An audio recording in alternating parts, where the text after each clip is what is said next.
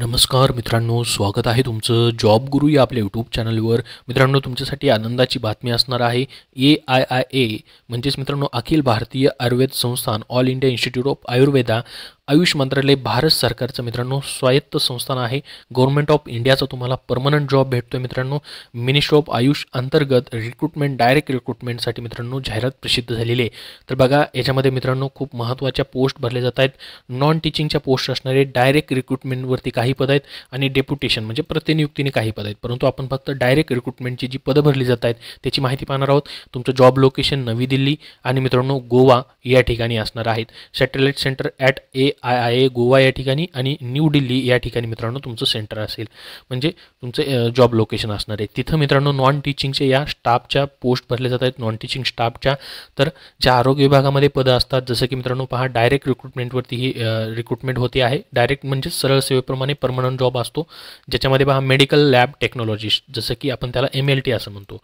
त्याच्यानंतर अजूनही महत्त्वाची पदं आहेत पहा, ज्याच्यामध्ये मित्रांनो जर इथं तुम्ही पाहिलं तर पंचकर्मा टेक्निशियन, त्याचबरोबर फार्मासिस्ट मित्रांनो हे डायरेक्ट रिक्रुटमेंटवरती भरलं जातं आहे. टोटल मित्रांनो ओपन कॅन्डिडेटसाठी 7 जागा आहेत, OBCसाठी 3, SCसाठी 1, EWSसाठी 1. त्यानंतर पहा लॅब अटेंडंटची पोस्ट आहे मित्रांनो, त्यासाठी देखील वॅकन्सी भरले जात आहेत. त्याच्यानंतर पुढचे जे पोस्ट आहेत मित्रांनो, ज्याच्यामध्ये पहा पंचकर्मा थेरपिस्ट असेल, सोनोग्राफी असिस्टंट असेल, ऑप्टोमेट्रिक टेक्निशियन असेल, त्यानंतर असिस्टंट ॲनेस्थेलॉजी असेल, रेडिओलॉजी असिस्टंट असेल, MRI टेक्निशियन्स असतील. त्यानंतर याच्यामध्ये आपण पहा ज्युनियर फिजिओथेरपिस्ट असतील, ऑर्थो, न्यूरो, मायक्रोबायोलॉजी किंवा पॅथॉलॉजीमधील रिसर्च असिस्टंट असतील, अशी सर्व पदं याच्यामध्ये भरली जात आहेत. तर हे मेडिकल लॅब टेक्नॉलॉजिस्टची पदं आहेत मित्रांनो. काही याच्यामध्ये टेक्निशियनची काही पदं आहेत, फार्मासिस्टची काही पदं आहेत, पंचकर्मा थेरपिस्टची पदं आहेत. त्याच्यानंतर अजून महत्त्वाची पुढं पदं पहा, स्टोअर कीपरचं पोस्ट आहे मित्रांनो, डायरेक्ट रिक्रुटमेंटवरती पहा स्टोअर कीपर. त्याच्याबरोबर lower division clerk, junior engineer biomedical, त्यानंतर ज्युनियर इंजिनियर सिव्हिल, त्यानंतर ज्युनियर हिंदी ट्रान्सलेटरची पोस्ट आहे. लायब्ररीयनची देखील या ठिकाणी पोस्ट आहे. तर अशा विविध पदांची ही रिक्रुटमेंट जी आहे डायरेक्ट रिक्रुटमेंट होत आहे मित्रांनो, आणि काही पदं डेप्युटेशनवरती आहेत. डायरेक्ट रिक्रुटमेंटची मी तुम्हाला जेवढी पदं सांगितली ती परमनंट भरली जात आहेत. आता याचं एज्युकेशन क्वालिफिकेशन जर पाहिलं आपण, जसं की पहा डायरेक्ट रिक्रुटमेंट म्हणजे सरळ सेवेची, तर फार्मसिस्टसाठी या ठिकाणी पहा तुमच्या कॅटेगरीनुसार जागा आहेत. याला पगार 29,200 ते 93,200, 92,300 इतका असेल. 7 CPC सेंट्रल गव्हर्नमेंटचे अलाउन्सेस असतील. तर तुमचं B.Pharm झालं मित्रांनो, AY म्हणजेच आयुर्वेदामधून, किंवा मित्रांनो या ठिकाणी तुमचं डिप्लोमा इन आयुर्वेदिक फार्मसीमध्ये झालेलं आहे, तर तुम्ही अप्लाय करू शकता.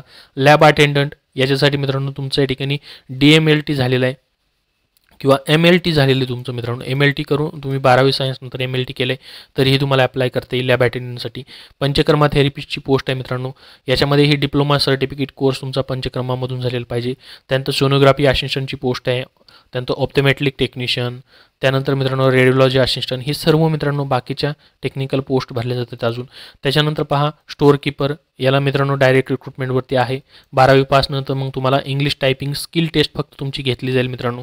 30 WPM इंग्लिश किंवा मित्रांनो 25 WPM हिंदी, दोन्हीपैकी एक तुम्हाला टायपिंग करायचे. 12वी पासवरती तुम्ही या पदासाठी अप्लाय करू शकता.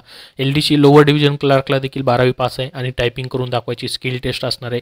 त्यानंतर ज्युनियर इंजिनियर बायोमेडिकलची पोस्ट आहे पहा, ज्युनियर इंजिनियर सिव्हिलची पोस्ट आहे, लायब्ररीयनची पोस्ट आहे.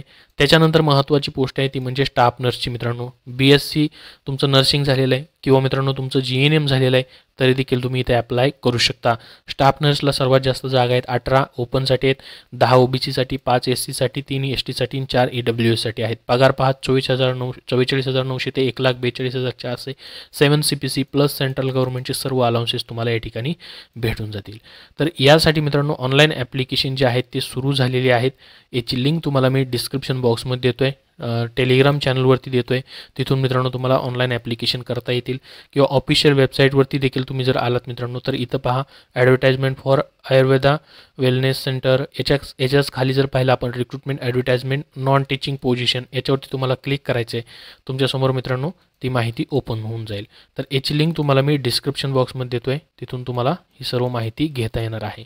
अजून याबद्दल काय प्रश्न असतील तुमचे तर कमेंट बॉक्समध्ये कमेंट करून नक्की विचारा. हा व्हिडिओ मित्रांनो नक्की लाईक करा. धन्यवाद.